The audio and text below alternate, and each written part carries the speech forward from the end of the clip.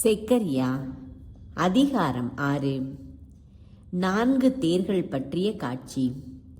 மீண்டும் நான் என் கண்களை உயர்த்தி பார்த்தபோது 2 மலைகளுக்கு இடையிலிருந்து 4 தேர்கள் புறப்பட்டு வருவதைக் கண்டேன்.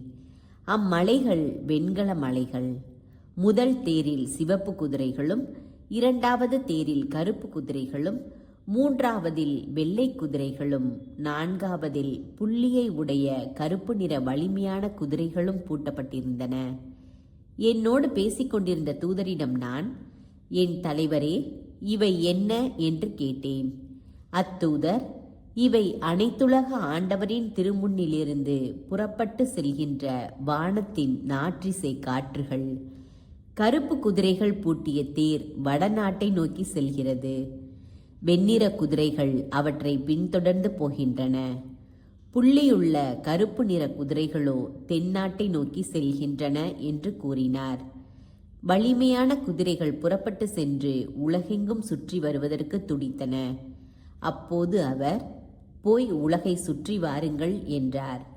அவ்வாறே அவை உலகெங்கும் சுற்றி திரிந்தன.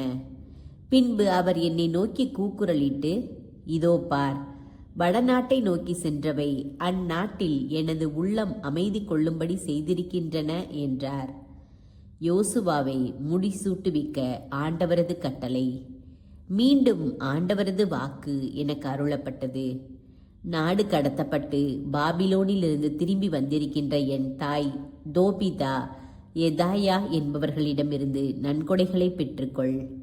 அன்றைக்கே செப்பனியாவின் மகனான யோசியாவின் இல்லத்திற்கு போ.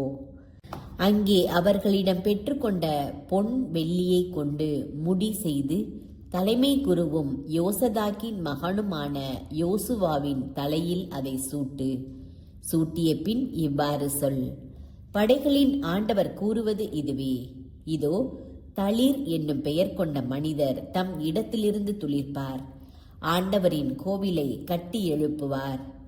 ஆண்டவரின் கோவிலை கட்டி எழுப்புவதுமன்றி அரச மாண்பை கொண்டவராய் அரியணையில் வீற்றிருந்து அவர் ஆட்சி செலுத்துவார். ஓர் குருவும் தமது அரியணையில் அமர்ந்திருப்பார். அவர்கள் இருவருக்கிடையேயும் நல்லிணக்கம் நிலை பெறும். அந்த மணிமுடி ஆண்டவரின் கோவிலில் எல்தாய், தொபியா, எதாயா என்பவர்களுக்கும் செப்பனியாவின் மகன் யோசியாவிற்கும் நினைவு சின்னமாயிருக்கும். தொலையில் இருப்போரும் வந்து ஆண்டவரின் கோவிலை கட்டியெழுப்ப துணை புரிவர். அப்போது படைகளின் ஆண்டவரே என்னை உங்களிடம் அனுப்பினார் என்பதை நீங்கள் உணர்ந்து கொள்வீர்கள். உங்கள் கடவுளாகிய ஆண்டவரின் குரலுக்கு ஆர்வத்துடன் செவிசாய்த்து நடந்தீர்களானால் இவை எல்லாம் நிறைவேறும்.